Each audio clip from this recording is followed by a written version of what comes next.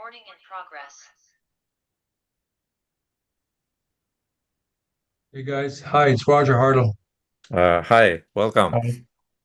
Hi, good seeing everybody here. Who's here? Wow. Hi, Roger. How are you? Good, Mehmet. How are you, huh? You What time is it there? it's 10 o'clock in the morning. I'm seeing Good. patients. I'm in our spine center. Yeah. Good. Very nice. Very nice. So It's 7 great hours. pleasure to have you with us.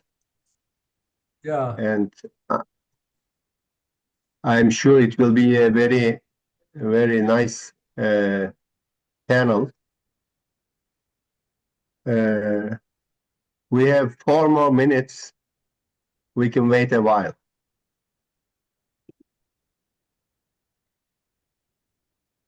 Okay, This- great. I will have to, after my talk, I have a lot of patients waiting here. If you don't mind, I'll just have to move on with my patients, but Yeah. You can finish it in 15 minutes, and then if there are some questions just after your talk, we can get questions. Then you can leave us.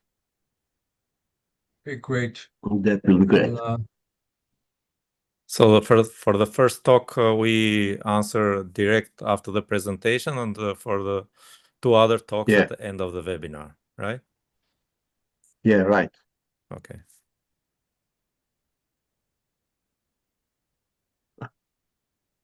Nikolai, welcome. Hello, everybody. Hi, how are you? Hello, Nikolai.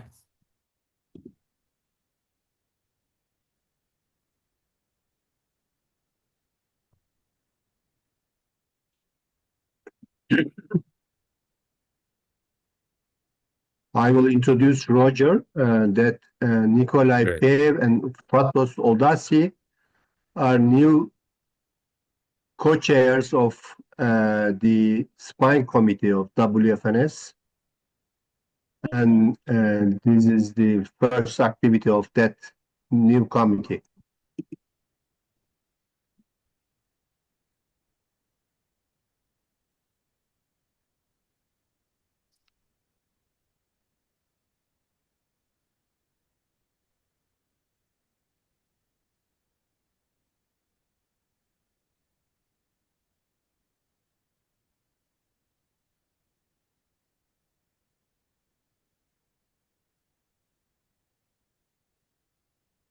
Hello, everybody. Are we starting? Yeah.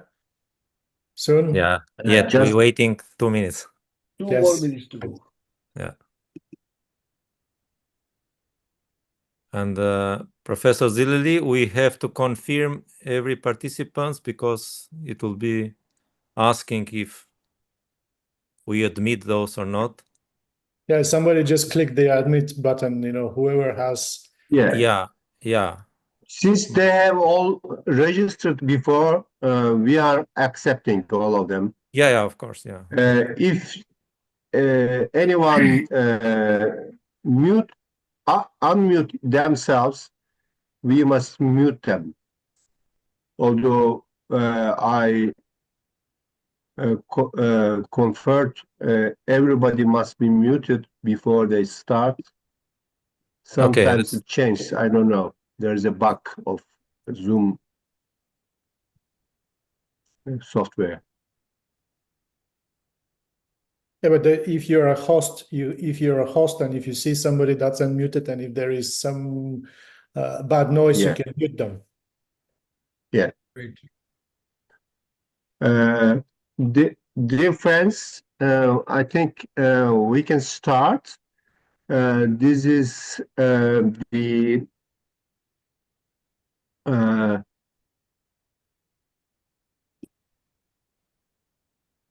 our regular update of spine surgery webinars, number 18, with collaboration of WFNS Spine Committee, International Academy of Spine and Middle East Spine Society. This time, the topic is updates on minimally invasive spine surgery, and we have very distinguished speakers I will let the talk to moderate the session by Fatos Oldasi and Pragnesh Bhatt. Please, Fatos and Pragnesh, you can keep. Yeah, welcome. First, I want to thank you for your participation in this webinar organized from International Academy of Spine and the Middle East Spine Society together with the Spine Committee WFNS. I'll moderate this webinar together with Pragnesh Bhatt, which is a neurosurgeon from Aberdeen. And as a co-chair of the Spine Committee, I take the opportunity also to invite to participate in our activity. You are welcome to bring your ideas and your experience for an active participation. The first speaker in this webinar will be Roger Hart. He's a professor of neurological surgery and director of spinal surgery and neurotrauma at Weill Cornell Brain and Spine Center in New York, and the director of Weill Cornell Medicine Center for Comprehensive Spine Care. Professor Hart will speak about new trends in minimally invasive spine surgery. The second speaker, it will be Professor Hamid Abbasi, which is a neurosurgeon in Burnsville, Minnesota. He will speak about posterolateral minimal invasive spine surgery and fusion. And the third speaker, it will be Nicolas Pev, which is a neurosurgeon in Belfast, Health and Social Care Trust, Northern Ireland. We proceed like this, that we listen the first speaker and we take the questions. Please send the question in the chat, and then we'll answer for the first speaker the questions, and for the two last speaker, we answer the question at the end of the webinar. I invite Professor Hart to start the presentation. Thank you. Yeah. Hello, can you see my slides in the correct view? Yeah. Yeah, because I have two screens here, but so thank you so much for having me as a speaker, and it's a real pleasure to see everybody, and it reminds me that we have a lot of meetings coming up this year, and I hope that we'll meet each other in person also at some point. Again, I was asked to talk about new trends in minimally invasive spine surgery, and I want to talk a little bit about the things that I believe are relevant and are exciting that are happening in minimally invasive spine surgery. So keep that in mind. It's really based on my practice to a certain extent, but also based on what I see when I talk to people and go to meetings. I was just at a great meeting in Vail, Colorado last weekend. So you hear so much. I mean, there's so much to talk about when it comes to new trends. But these are the things that I'm personally very excited about. I'm in New York at Cornell at Ox Spine. My practice is mainly degenerative. I do mainly degenerative spine surgery. I'm not a deformity surgeon. I'm not an endoscopic MIS spine surgeon. I do a lot of tubular surgery. And I'm very excited about the technology because there are a lot of things that we can do now that we couldn't do a few years ago with much less invasiveness. And that's what I want to talk about. So if you look at the role of minimally invasive spine surgery, if you plot complexity against invasiveness with open traditional surgery, it gets pretty invasive early on. And the goal of minimally invasive spine surgery is to dampen that curve. And that means, again, I talk mainly about degenerative spine here. There's a sweet spot. There's an area within spine surgery or degenerative spine surgery where minimally invasive surgery really shines. And I think that's the middle area here. So if you have a lumbar disc herniation, there's so many ways of treating that with the endoscope, with open surgery, with tubular surgery. And we know that at the end, the results are all very similar. These patients overall do very, very well. A very complex case, there's no good minimally invasive surgical solution. So really, the benefit zone for MIS, in my opinion, are those cases where you have to do maybe a 2-level decompression, 2-3-level decompression, a 1-2-3-level decompression and fusion. So mainly degenerative cases, spondylolisthesis, maybe degenerative scoli, where you treat part of the scoliotic deformity where the patient has nerve compression. Those are the cases where minimally invasive really shines. But keep in mind that this really makes up a huge proportion of what we see in a typical spine practice. But there is a role, in my opinion, there's definitely a role for open surgery. There's a role for endoscopic surgery. If it comes to tubular MIS, I think we're talking really about these types of pathologies, 2-3 levels, decompression or fusion cases.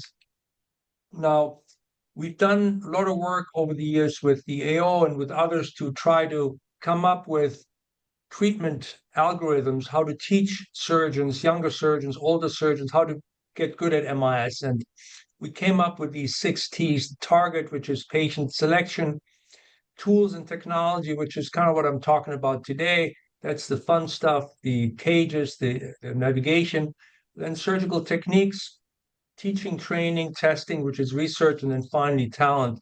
And I want to focus, we don't have that much time, of course, I want to focus mainly on technology and techniques. What are the technique principles? If you look at minimally invasive spine surgery, you'll see that there are a few things that are come up all the time that really define our ability to perform minimally invasive spine surgery. And that is the concept of direct decompression and then the concept of indirect decompression. If we talk about direct decompression, so where we go in, we look at the pathology, we decompress the dura.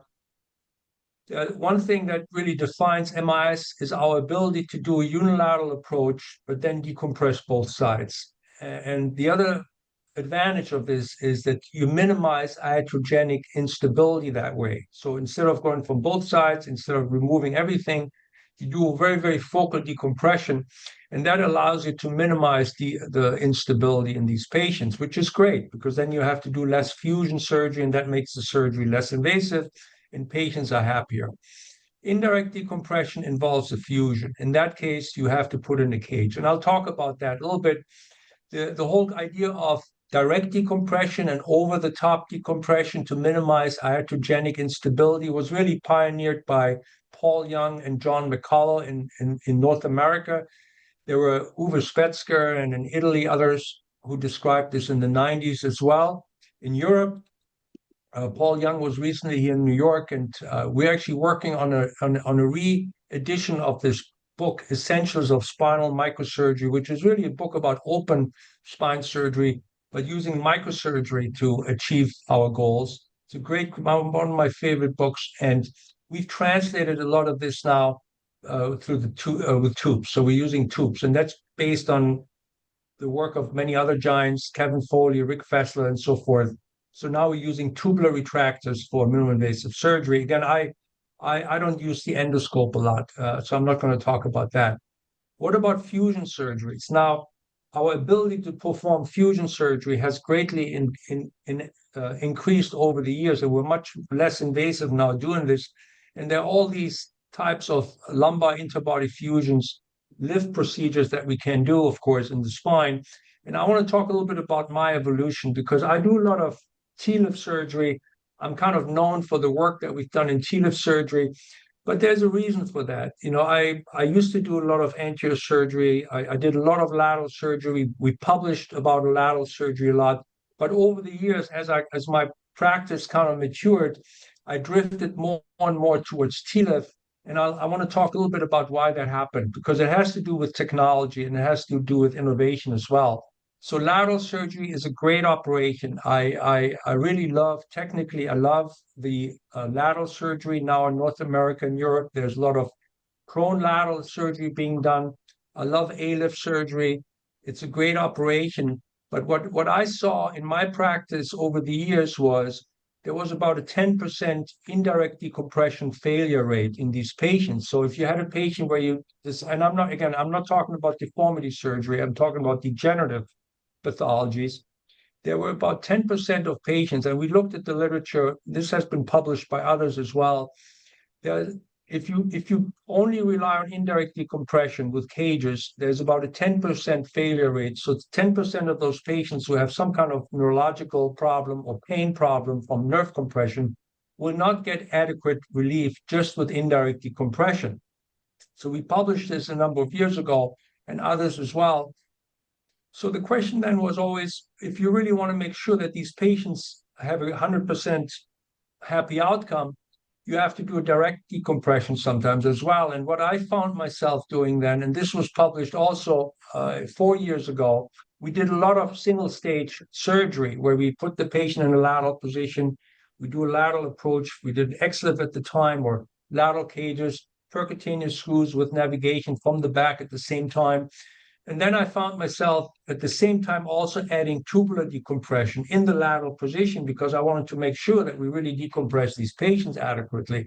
So I ended up doing both, direct and indirect decompression. And at some point I thought, well, if I really want to make sure that these patients are happy and are decompressed, then direct decompression is probably really the way to go. And that's how my practice then really shifted more and more towards MIS TLIF. And I do now primarily in patients where it's indicated, who have degenerative problems, where we're not looking for a major deformity correction, I will do MIS TLIF surgery. And I think that it's a great operation. There are different graduations in terms of the invasiveness, and that's based on the incision that you choose, the visualization, and the retractor.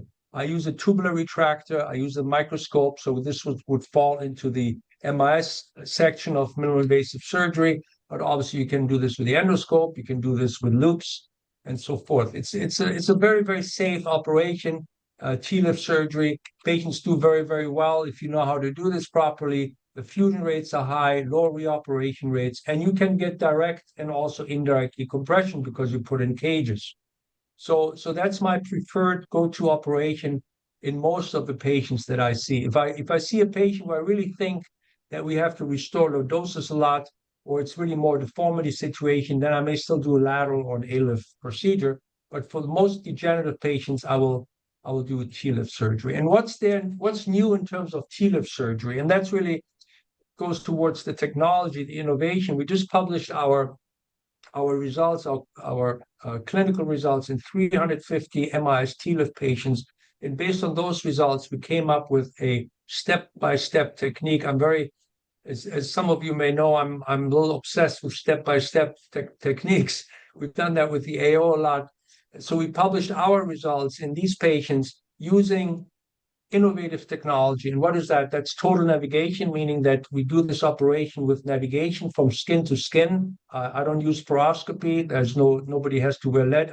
I get an intraoperative low-dose fluoro CT scan in the beginning of the case, and I navigate off that scan and do everything with navigation. So that facilitates the workflow. We use single-step navigated pedicle screws. There are a lot of companies now that have these single-step pedicle screws. So if you use navigation, you don't need K-wires. You don't need to navigate multiple instruments. In the ideal case, you just put in the navigated screw, and that's it. And then I use expandable cages. And I do that because MIS TLIF, there is a concern with a lack of segmental lordosis, and with expandable cages, you can overcome that. And I'll show you our results. It's a safe operation. This is from 350 cases. The neurological deterioration post-op rate is very, very minimal. It's a safe operation. And these are the steps that we're describing in our paper. I'm not going to go through all of this, but this is very similar to what we've done with the AO. If you look at the surgery reference with the AO, it's a similar algorithm, but in this particular series of patients, like I said, we use navigation, expandable cages, and single-step navigated pedicle screws. We use straight navigated cages, expandable. I'll talk about that a little bit later. We also described an alternative TLIF, an extraforaminal TLIF approach that many of you, I'm sure, are also aware of, but we kind of formalized a little bit better. This is a great approach in revision cases where you don't want to go into the spinal canal to avoid CSF leaks. And we described that ELIF procedure, which is a modification of the transforaminal lumbar interbody fusion. We described that in the paper as well. Now, talk a little bit about the other technology, the innovation that comes to fruition here, especially expandable cages is going to be next. Like I said, we use expandable cages, and again, we published our results for MIS TLIF surgery. The first expandable cage that I used was until about 3 years ago, maybe, was this yellow cage that expands in height only.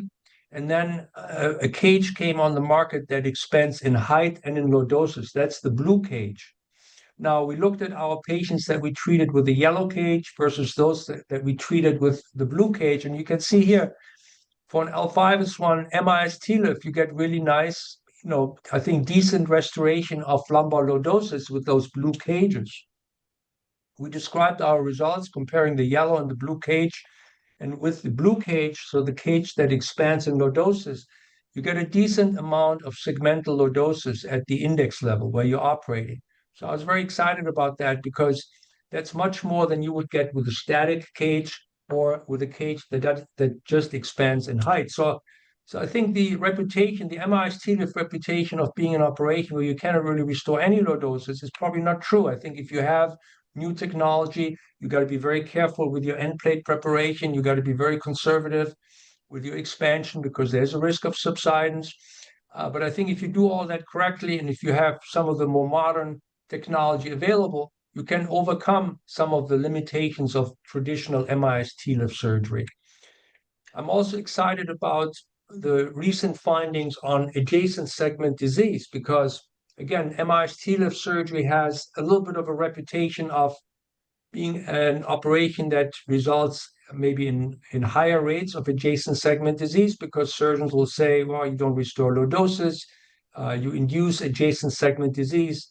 So we looked at that systematically, and we just published this. We actually submitted this for consideration in a journal, this paper. So we did a meta-analysis looking at reoperation rates after different types of lumbar fusion procedures. And we looked at 34 studies and 8,000 patients.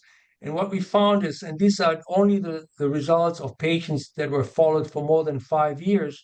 If you look at the reoperation rates for adjacent segment disease, you actually see that the lowest rate was with MIS TLIF surgery. That was 358 patients with an average follow-up of almost 7 years. The highest rate was with open TLIF surgery, which is interesting, and PLIF surgery, which is typically open surgery. So with open surgery, you get a higher rate of adjacent segment disease reoperations, the lowest rate with MIS TLIF, which is very interesting because MIS TLIF surgery is being done very, very frequently, and I think there's a high safety profile. So again, that's why I like this operation so much. And that was the evolution, how I kind of came to those results and those, that shift in my practice from lateral surgery really more to MIS TLIF surgery. Finally, I want to talk to you a little bit about MIS surgery and what that really means. And we've done some work recently with the Knowledge Forum, the AO Knowledge Forum, trying to come up with a classification for minimally invasive surgery. So this took several years, and we're just submitting it now for publication also. But we did a literature review, we did expert discussions. So we tried to figure out, well, what are the factors that really define minimally invasive surgery, and how can we use them then to grade and classify the degree of MIS invasiveness for a particular lumbar operation. So we came up with this MIS invasiveness classification, MIS Inc. And the factors that we look at are OR time, the number of approaches. So how many approaches, lumbar, lateral, anterior, how much blood loss, pedicle screw placement, yes or no, how many levels, what type of muscle dissection, so it's endoscopic, is it tubular, or is it open muscle detachment, what type of anesthesia, number of levels operated, type of fusion technique, is it posterolateral open, is it decompression only, is it interbody, and was this a revision case? So we came up with this classification, we standardized it, we had it vetted with a number of different surgeons, and this was again done with the AO and the MIS task force. I'm very grateful to all of them. We had a number of surgeons then grade different types of procedures. So endoscopic discectomy obviously has the lowest score, and you assign points to each of these scores. So the lowest score, the lowest degree of invasiveness obviously is an endoscopic discectomy. Tubular discectomy is a little bit more invasive, open discectomy a little bit more invasive. So you kind of have a graduation of invasiveness, and then a T10 to pelvis obviously is very, very invasive. So now we have a tool that allows us to go back, look at the literature, or look at our own cases and grade them in terms of invasiveness. And the next step is going to be that we look at cases, and then we'll try to correlate that to costs, to complication rates, to infection rates, all those types of things. I think it's a nice tool, hopefully, that will help us to quantify invasiveness and really make it a little bit more rational in terms of how we look at MIS and we evaluate MIS surgery. So I hope that this was helpful. I tried to talk about technology, techniques, things that I'm excited about. There's obviously a lot more out there that I could have talked about. I'm watching very carefully the endoscopic world, what's happening there. Augmented reality is fascinating, virtual reality, intraoperative planning, now with navigation, the deformity correction softwares that are out there. It's just really amazing. I try to focus more on degenerative and what I do in my practice. Not going to go into that, but I want to invite you, if you want to come to New York in August, we have a tubular decompression course, and then in December we have our MIS course where we show all the hottest technology, and I want to invite you to that. So thank you very much for your attention.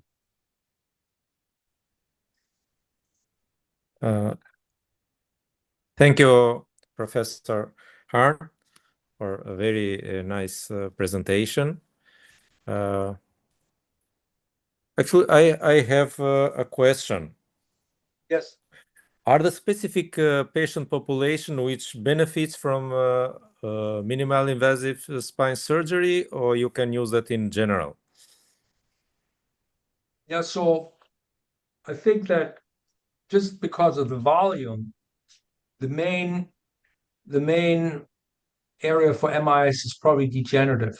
And it starts with very simple cases like a lumbar disc herniation, lumbar spinal stenosis, 2-3 level lumbar spinal stenosis cases. I think the best data that MIS really helps decrease complication rates like infection rates. It helps decrease length of stay, blood loss, postoperative pain.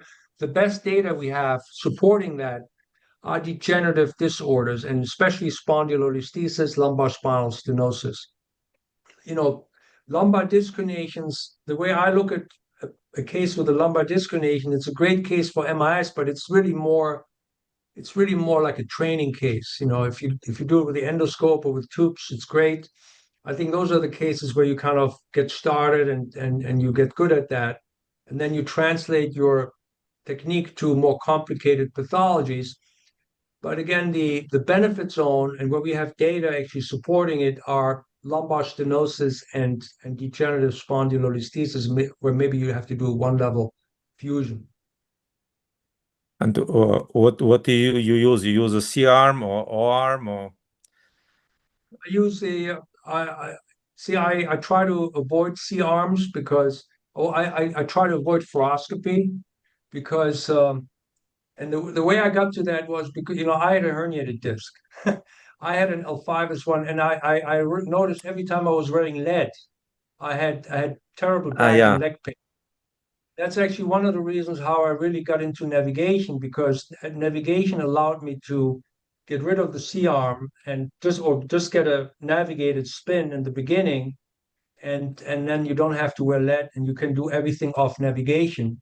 So I don't use a C-arm. I use an intraoperative, a fluoro CT or an intraoperative CT. I navigate.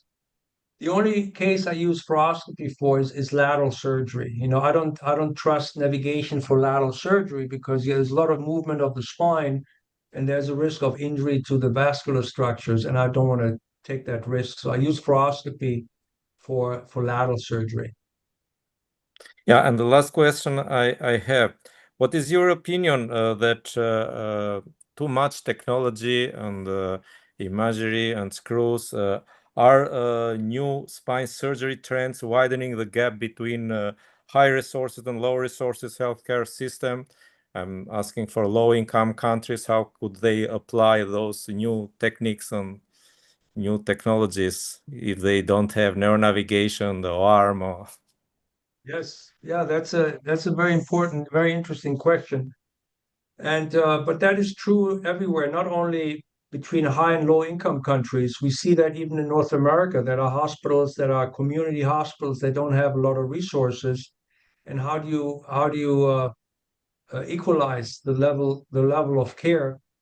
I think that some of you know I do some work in Tanzania. We go to Tanzania, and what we see there sometimes is actually that it's leapfrogging. They actually sometimes skip some of the developments that we had to go through here and then just go to the next level. A great example is endoscopy. Good. I don't do endoscopy myself, and I'm not a true believer in endoscopy.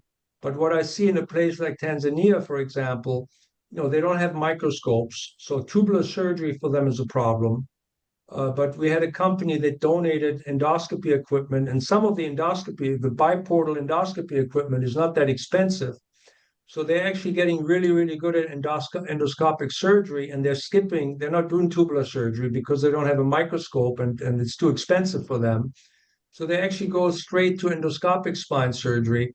So that's a great example where what we would consider advanced technology sometimes may find a very successful application in a low resource country.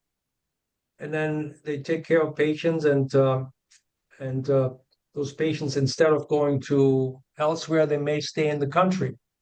So I understand your concerns, and I share the concerns, but I think sometimes you can actually turn it into a benefit.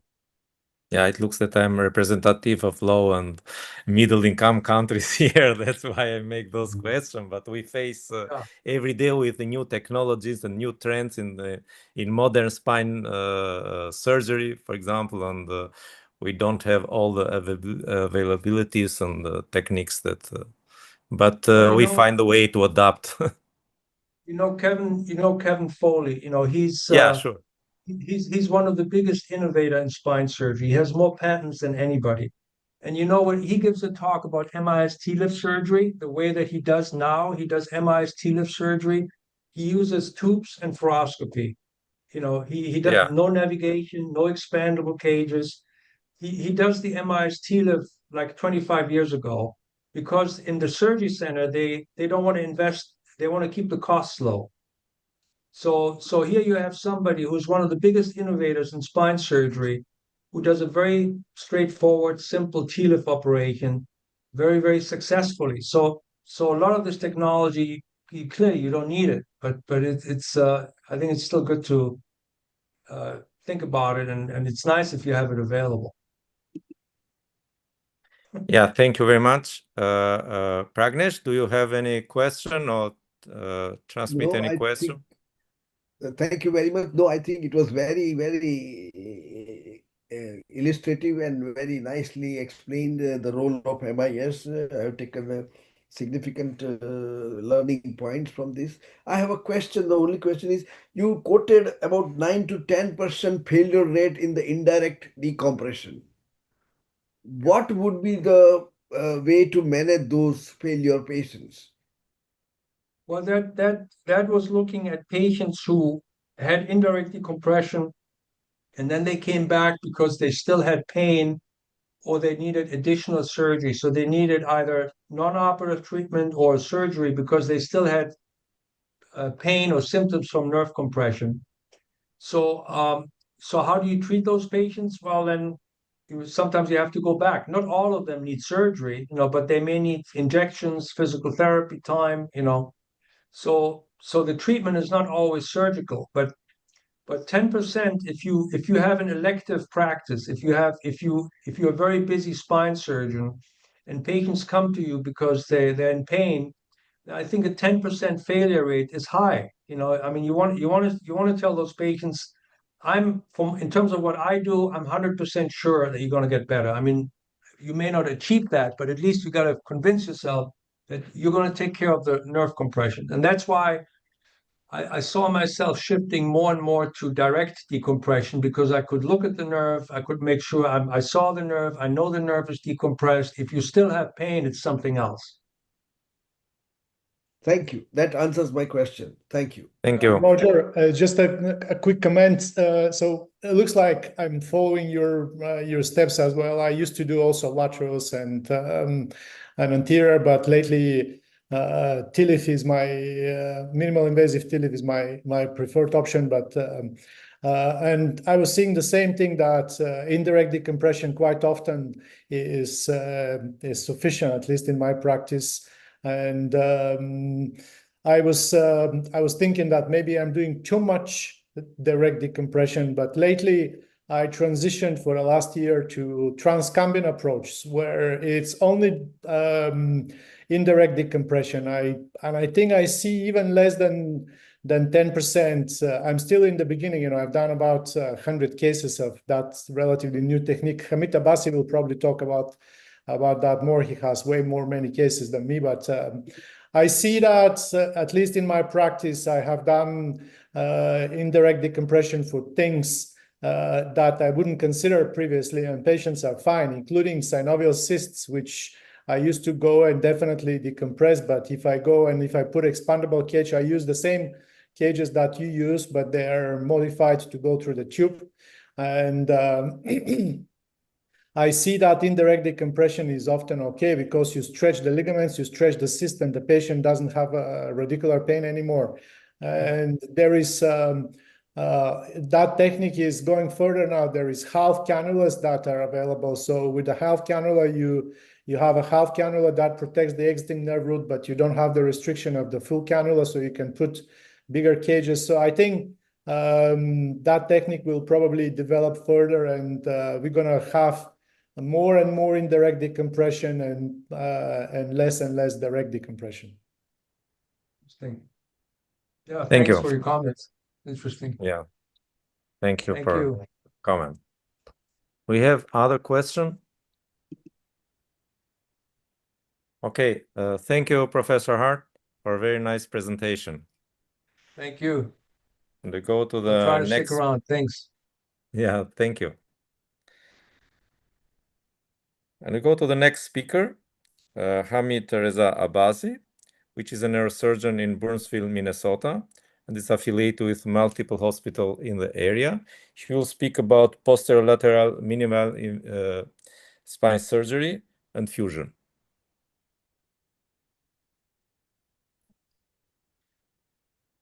Is he there? Hamid? Seems like he's not. Okay. So I'm prepared to go next. Yes. In that case, We have to introduce you.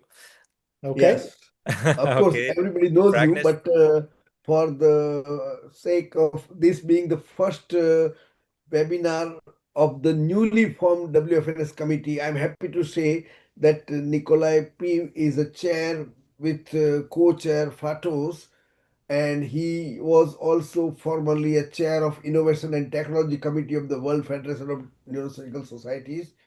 He has been a treasurer of the World Spinal Column Society and editor-in-chief of International Neurosurgical Journal. He is very voracious writer, reader, and keen trainer, and of course, master surgeon. So I'm very interested in your topic, because you say that everything does not have to be MIS, but I want to listen to you. Please tell me. Thank you so much for the great introduction. Let me try to share my screen. I have maybe problem to share my screen. Let me see. So okay, so I'll start my presentation.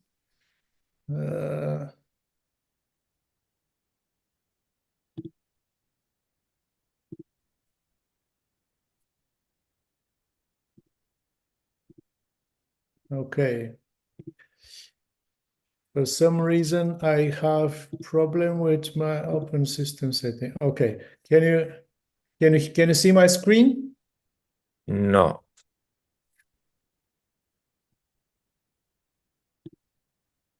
Okay, so I will just reopen the meeting in a second. Yes, you may have to come out and log in again. Thank you.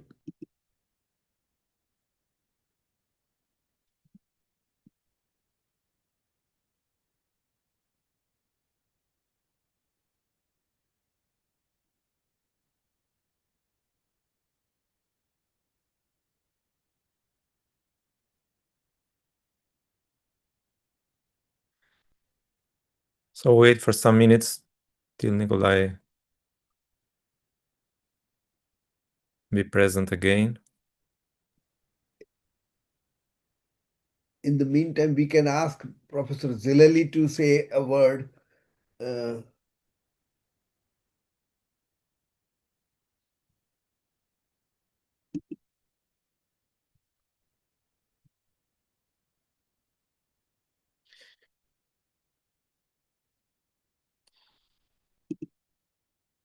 Yeah, I can speak in the name of the spine committee that what I say at the beginning, that all you are invited to participate and not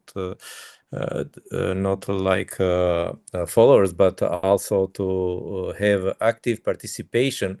Please bring your ideas, or you cooperate and collaborate with the spine committee of WFNS in your national or regional activities, that we can exchange the presenters and in the name of the World Federation of Neurosurgery. So Nikolai is present. I am okay. I think I can do that now. I see my screen. Can you see my screen? Yes, it's okay. Okay, perfect.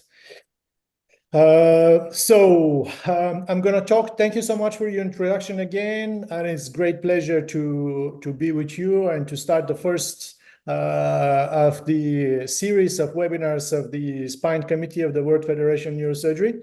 I'm going to talk to you about the minimal invasive spinal surgery and deformity surgery, and whether it can replace the open surgery. So. A quick slide to show you historically how the different surgical techniques were developing. You can see that we have the first PLIF around early 50s. And we have the first TLIF through tubes in the early 2000s. So really after 2000, we started developing minimal invasive surgical techniques.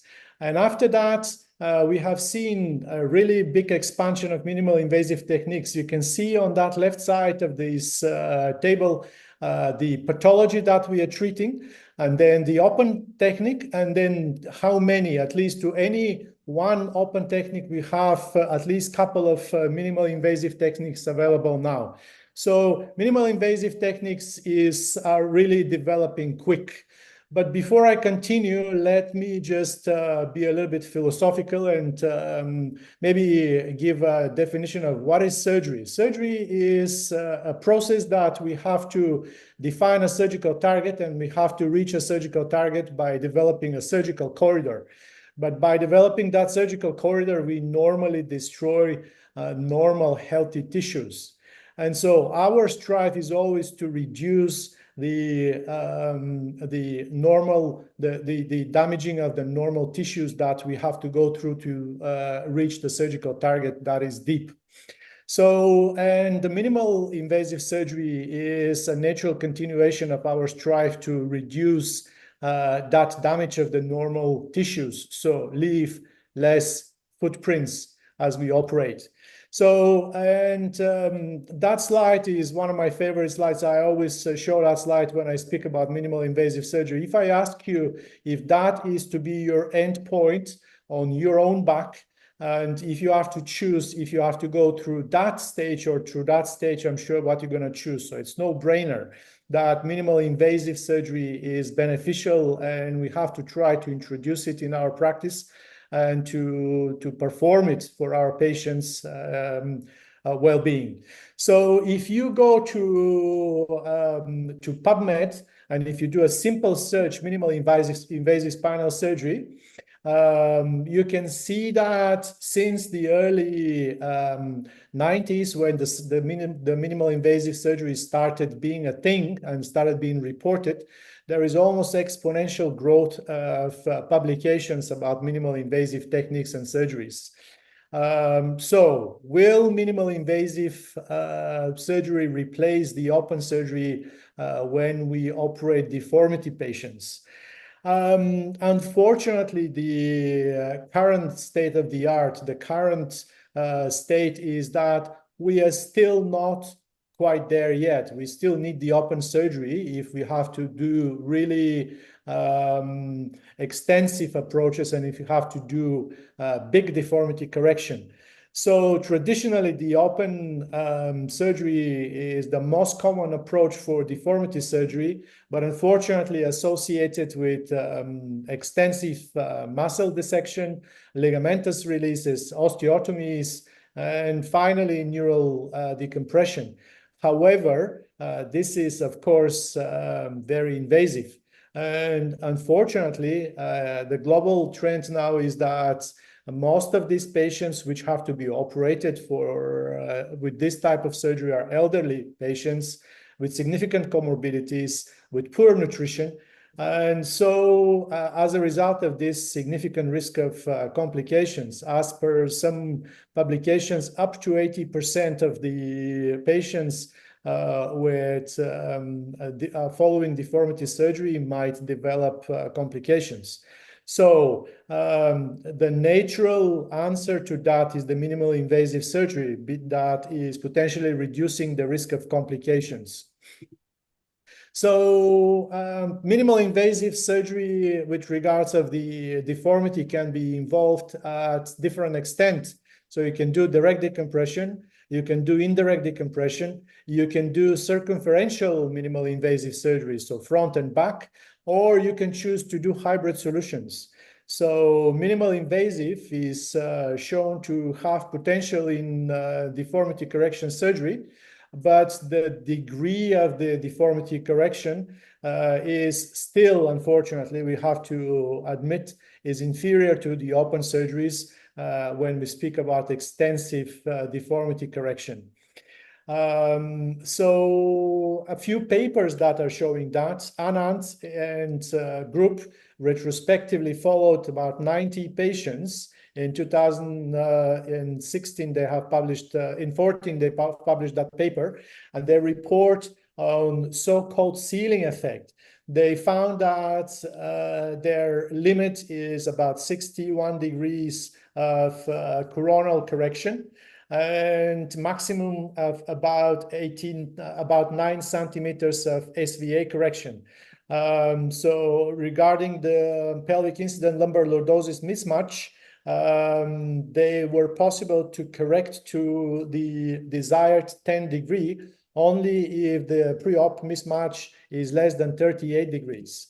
So similar results are reported by other researchers, like Mundis reports the same ceiling of 50 degree coronal cup angle correction, and sagittal balance is restored in 9% if the SVA is over 9.5 centimeters. So similar to the previously reported 9 centimeters. And the benefit is mainly for the moderate deformity with SVA 4.5 to 9 centimeters. And they found that even if they don't restore the pelvic parameters to the desired degrees, patients are still having improvement of their quality of life. So there is probably other factors as well.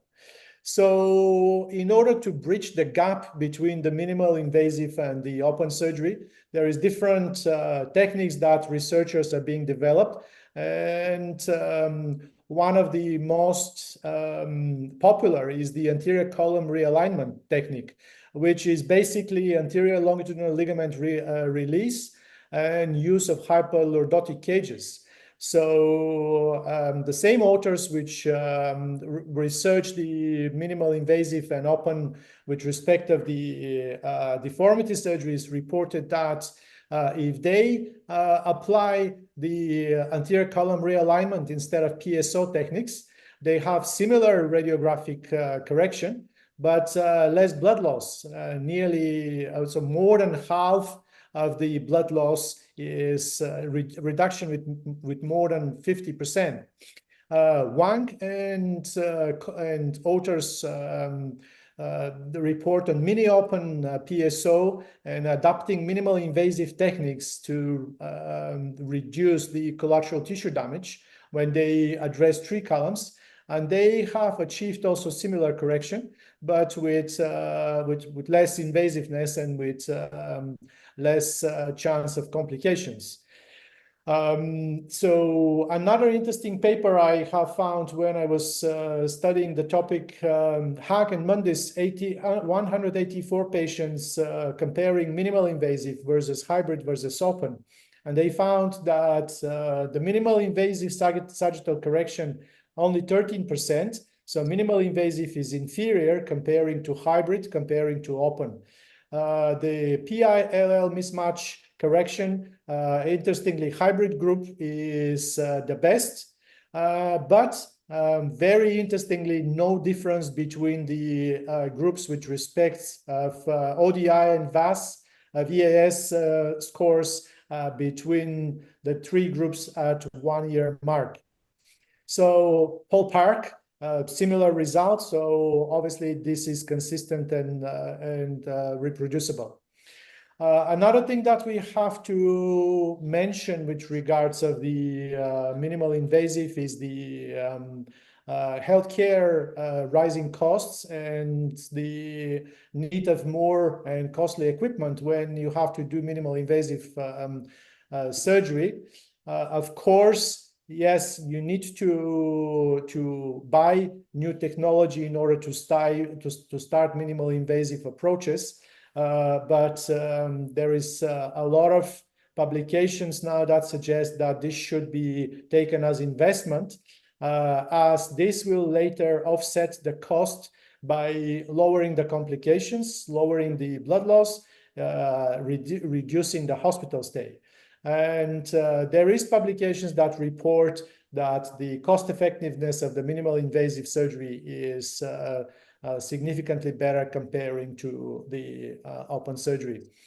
Other factors that also are on the way of the minimal invasive surgery becoming mainstream option, long learning curve. We are all talking about long learning curve. We are talking about steep learning curve. So I'm going to say a few words and I'm going to explain what exactly is that long and steep learning curve. There is research with that respect as well. Pereira and group from Portugal studied how many cases do you need roughly in order to get a minimal invasive technique in your practice. So they found that if you do 50 cases of a new minimal invasive approach, you are probably reaching about 90% of your milestone. So if you want to get 100%, you have to double your cases. That's why the learning curve is steep. From 0 to 90%, you went with 50 cases, but in order to go to 100% milestone, you have to do another 50 cases. So you double your cases, but with 100 cases, you are still not expert. You need to double your cases again. So at about mark of 200 cases, you probably are experts with that technique. So this is why minimal invasive, unfortunately, is not getting into practice as fast as we want, because it's more demanding and you need more to develop and to introduce it in your practice. It was already discussed by Roger Hartle, the use of radiation or not. Yes, in some centers, there is high-tech possibilities that you can use and skip the radiation and not use X-ray with your minimal invasive techniques. But in most of the centers, still the fluoroscopy is used. And in some centers, as we heard, deliberately. So some researchers report that they have actually better results and faster and shorter operating times only with fluoroscopy comparing to the navigation. So you still have to consider the X-ray.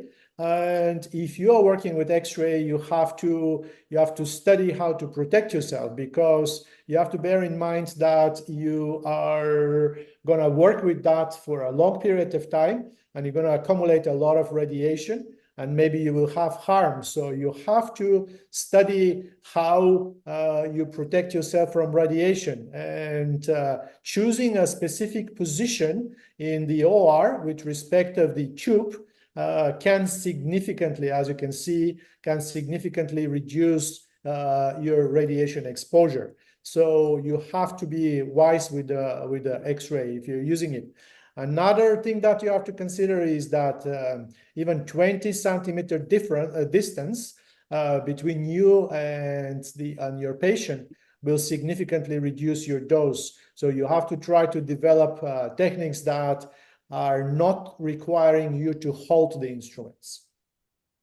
Minimal invasive special equipment, yes, you need that, but if you think out of the box, quite often you can be inventive, and you can still apply minimal invasive surgical techniques in your everyday practice without having the fancy instruments. So this is, for example, the first table that I started using when I started using started doing my first minimal invasive TLIFs, and it was working okay. Yes, I like to have the fancy tubular retractors, but the first retractor that I was using is the simple McCulloch retractor, and I'm going to show you a few slides of my practice. Sometimes I still use that, and I actually quite like using it because it's less restricting, but I'm going to comment on that later. So this is the view that I was seeing with the McCulloch retractor with these settings. One side hook, one side blade, and you can see that you can still perform minimal invasive approaches. And so that's how I was doing my first minimal invasive cases. And you can see that is still allowing you to do a very good decompression. This is central dura, this is the traversing, this is the exiting nerve root, this is the cage. So this is the view after I have done a minimal invasive TLIF with that setting and with that retractor. Something else that I would like to show you that I think is helpful and is very cheap. As Fatos mentioned, that we have to try to bridge the gap between the high-tech and low-tech centers. So this is something very simple that you can use. This is a sputum container, for example, that you can find in every ICU. This is a container that will help in ICU to collect the sputum from patients which are intubated. But I'm using it to collect bone dust when I'm drilling. And so this is what's happening. You connect your suction to the inlet, and then you collect the tube that is going to the suction pump to the outlet, and like that you have a system that will collect the bone dust when you're drilling. And then when that's full with bone dust, you put it in a swab, and then you squeeze it, and then you have a very nice amount of bone dust that you can fill your cage, and you have a good quality bone that will help you with your fusion. One point, I drill always with matchstick head, but not with diamond, because the diamond will be very fine. The bone dust will be very fine, and also the temperature will kill the osteoblast. So if you're planning to use that technique, use the matchstick or something else which is not diamonds. So another thing that is a tip from my practice, which I wanted to share with you, is the traditional, and it was mentioned before, the nerve roots at risk. The traditional technique, for example, for minimal invasive TLIF will be pedicle to pedicle facetectomy. That was what I started in the beginning. However, I have progressed later to partial facetectomy, and I'm leaving that overhang. You can see this is the cranial, this is the caudal, medial, lateral, this is the exiting nerve root, and I see an overhang of a bone in order to protect the exiting nerve root, and that's the way I do it with the 4 cuts. This is the proximal cut, which is aligned to the disc. This is the cut that is towards towards medially, and this is the cut towards the lower pedicle, and that is how it looks after you have removed the bone. So you have this overhang that is protecting and it's creating safe space for your exiting nerve root while you're driving all these big instruments. And like that, I have managed to reduce significantly my nerve root compromise to an extent that I don't remember when was the last one that I had as a nerve damage. Probably the last one, thankfully, for me years ago. So this is how it looks like on the X-ray. You can see the caudal cut with the osteotome. You can see the proximal cut with the osteotome, which is aligned to the upper end plate, and this is aligned to the pedicle. And like that, you have the overhang of the bone with the partial facetectomy, and you have the safe space for your exiting nerve root that is nicely accommodated in that safe space while you're driving your big instruments and the cage. Something that will be helpful for you with that technique, even if you have very compressed disc, very collapsed disc, instead of doing full facetectomy, if you do partial facetectomy and you cone it like that, the cage itself is distracting for you. But in order to accommodate the cage in that tight space, sometimes you need to take the edge of the caudal vertebra. And this is how it looks like on X-ray. You can see the K-wires. I still use K-wires sometimes, although I have the 2nd generation minimal invasive screws, which are without K-wires. But I like to use the K-wires. And this is the settings. You can see the blades with the McCulloch retractor medially. Laterally is just the hook.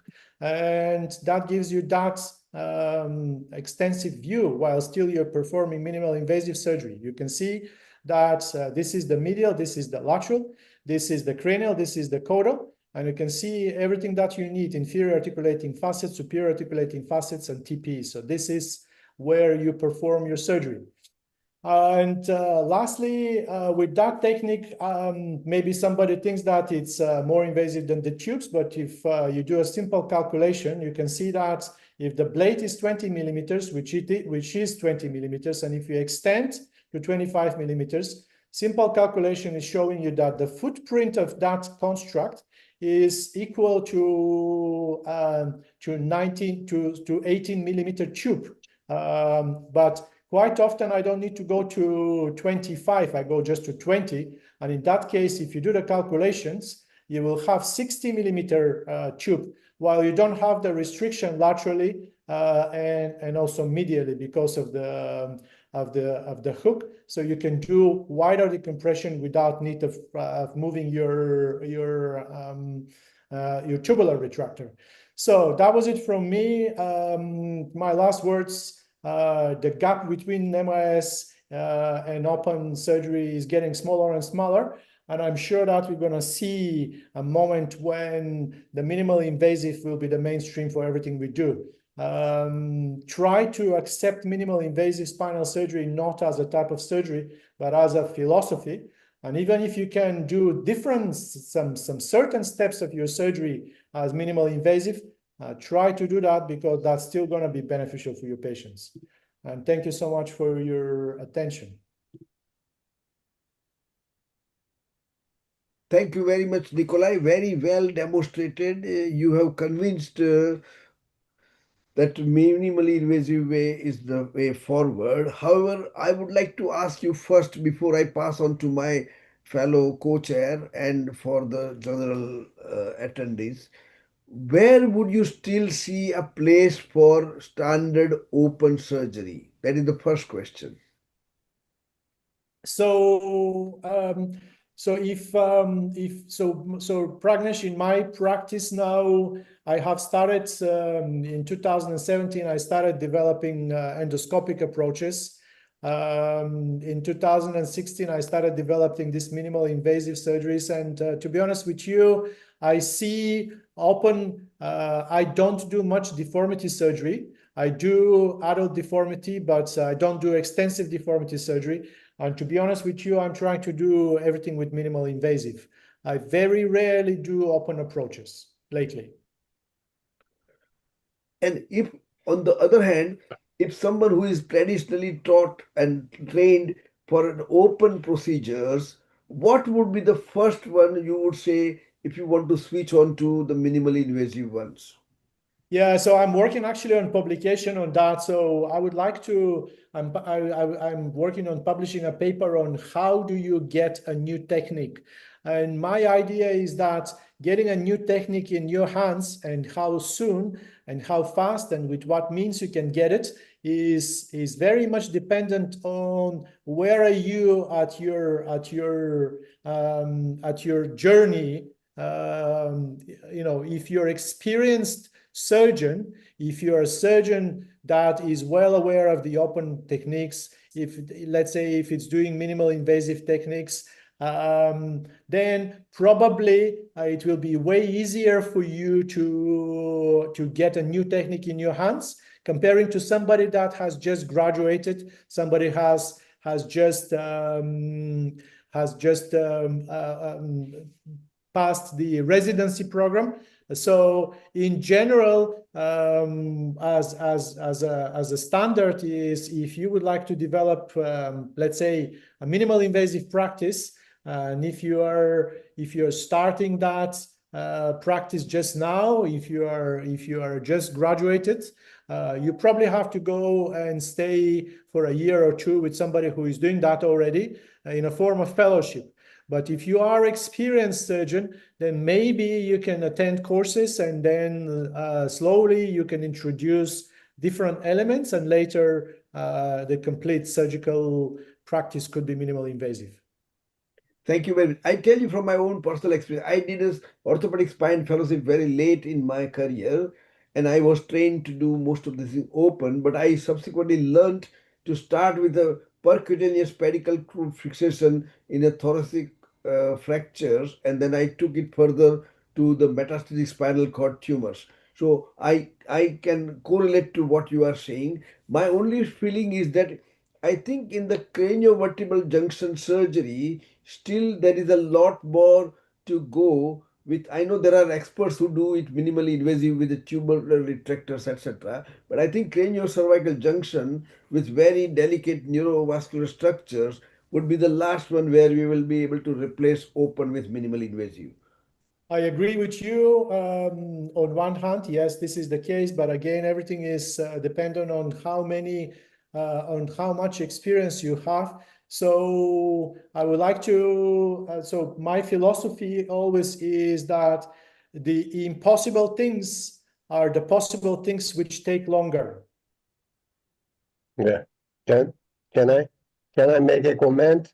Please, please. Thank you, really. It was a very nice discussion. I thank Nikolai as well. The probably rigid and complex deformities are still a bit far away from minimally invasive surgery, especially the osteotomies. Although there are few papers in the literature describing how to make a minimally invasive osteotomy, but in general saying the deformity surgeons don't like to use MIS in osteotomy and complex deformities. But shorter fixations can be done with percutaneous techniques.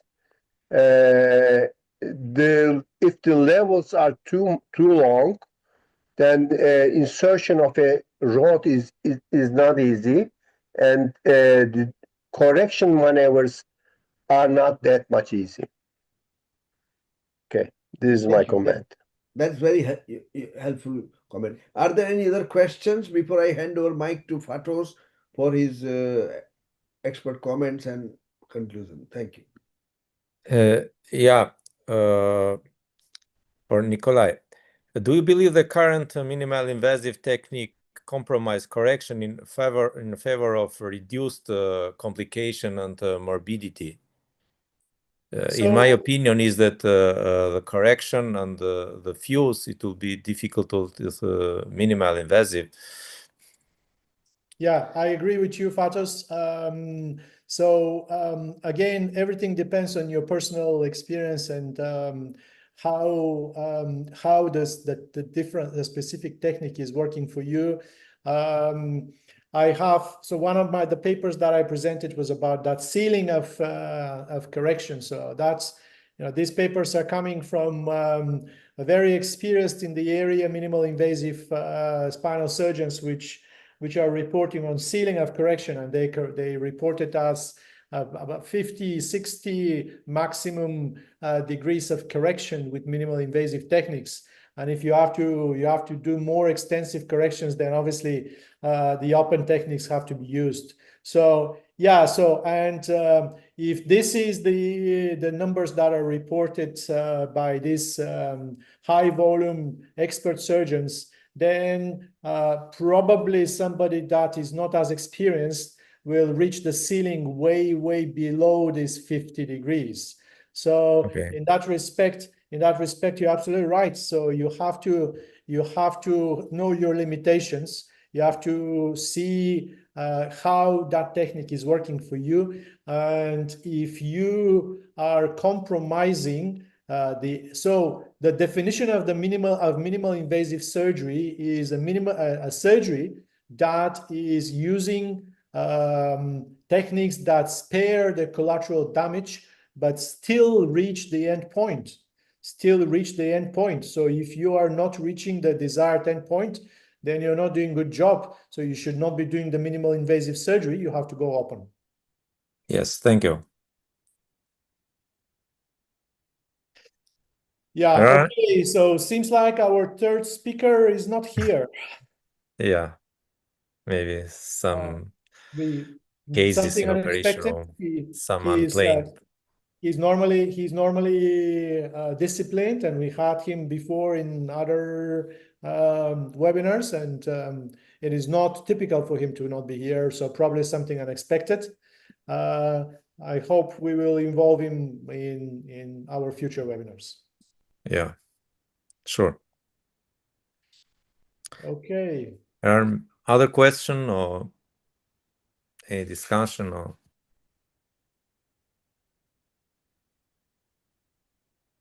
Professor Zileli? Yeah. You want to I think say something? no, this is fine. I think we can end the session here, and then invite everybody to our future panels. Okay. Thank you. Thank you, all the moderators, Yeah, and all thank the you. speakers for their very nice talks and very nice discussion. Thank you so much. for organizing such Thanks a lot. seminars. Bye. Goodbye. Bye. Thank you. Yeah. Goodbye. Goodbye.